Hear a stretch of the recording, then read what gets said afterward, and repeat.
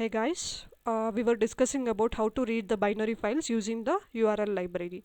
Okay, and we were discussing how we can do it using this following code. Okay, so now what we use the W argument here is we can see what is the use of this W argument. So it for opening a binary file we have to use the WB argument.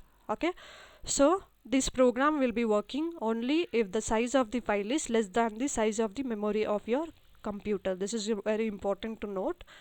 And however, if this is a large audio or the video file, this program may crash. Okay, whenever you have a large file, this program may crash because it is not matching with the memory. So, or at least run extremely slowly. If it is very large file, either it may crash or it will be slower in running. Okay, so when your computer runs out of the memory. Okay, so that is why we say a program will work only if the size of the file is less than the memory of the computer. Okay, so in order to avoid running out of the memory, what is the what we can do in order to avoid this running out of the memory? What we can do? What is the solution for this problem? So solution is we can retrieve the data in the blocks or the buffers and then write each block to your disk before retrieving the next block. Okay, so before retrieving, the solution is we have to retrieve the data in blocks or the buffers and then write. Okay, so this way we can say a program can read any size file without using of all of the memory in your computer. Okay, so this is how we can read the binaries files using library. Okay, so how we can do this? You can look at this following code.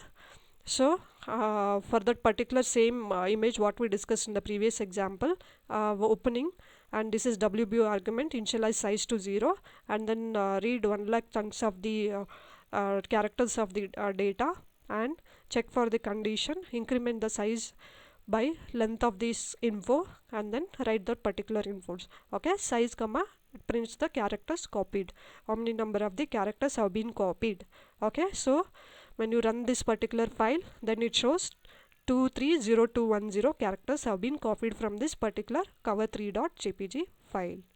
Okay, so that is how what is the solution we have defined for this reading binary files whenever you have the large number of the files. Okay, so the next topic is how we can parse the HTML and how we can scrap the web. Okay, parsing HTML and then scrapping the web, how we can do it. So we can say one of the common uses of the URL library capability in Python is to scrap the web. How we can make it? What do you mean by web scraping? Okay, it is nothing but web scraping is nothing but when we write a program that pretends to be a web browser. We are writing a program that is pretending to be a web browser. It seems like a web browser and retrieves the pages that examines the data in those pages looking for pattern. So that is the meaning of web scraping. Okay, for example, we have a search engine such that is Google. What we'll be doing, we'll be looking for some source of one web page and extracting links to other pages and retrieve those pages, extracting links and then so on. Okay, we'll be opening one page and then we'll be retrieving those pages and then we'll be having link to other pages and extracting the links and then so on. This is what we'll be doing here in the Google search engine. Okay, so using this technique, Google spiders, it's always way through nearly all the pages on the web page. Okay, so it gives a way or paves the way for all the pages on the web page using this particular parsing technique.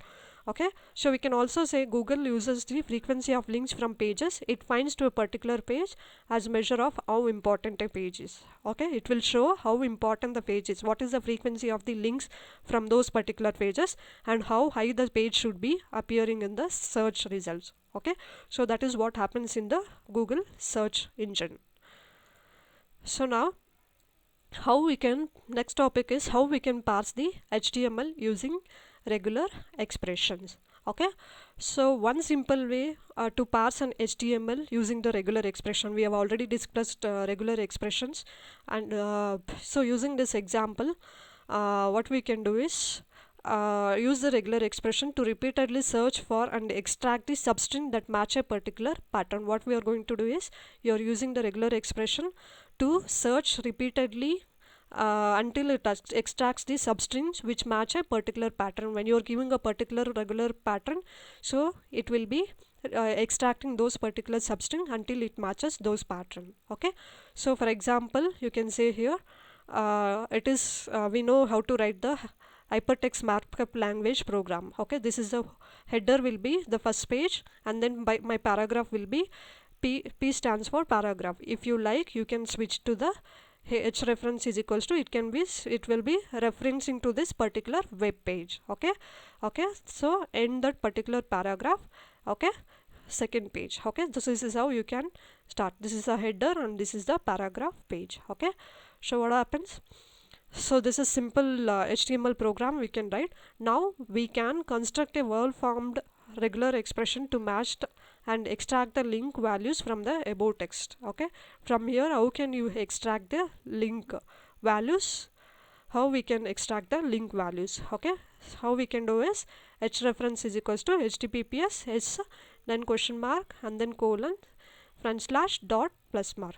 What is this meaning? So this regular expression looks for the strings that starts with the h reference is equals to http.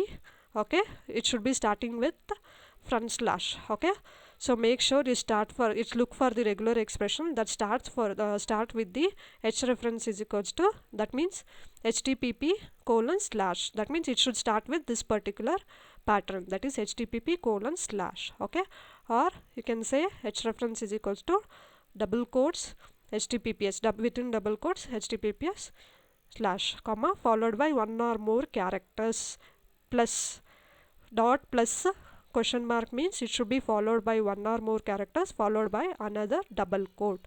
So this is the meaning of dot plus question mark. Okay, so this is how the regular expression we can use here.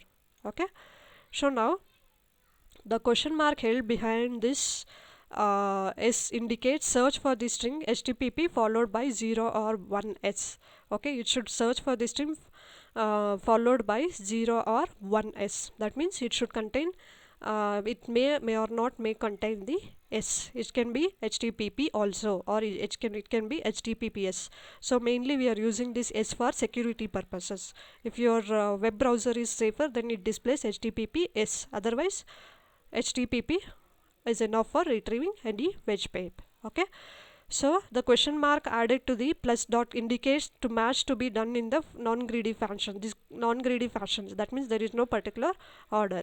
Okay, what it does is, non-greedy match tries to find the smallest possible matching string, and a greedy match tries to find the largest possible matching. Whatever the smallest is there, it will try to match using the non-greedy. Greedy matches largest possible matching string. So we add the parenthesis to our regular expression to indicate which part of our match string we would like to extract and produce following program. Okay, so how we can write the program is, using this program we can do extract the particular web pages. Okay, so this is how we can write. Host name should be false, then SSL certificate should be none, and this is the user input you can give. That means enter the web page, and then open the particular URL and then context, and then this is what the regular expression we have been specified. So whatever it may or may not start with the https colon double slash. Okay, so this is the program you have to write, and this is how your output will be extracted. You can see here all the lines which starts with https colon slash and then slash and then followed by a content. Okay, it may or may not contain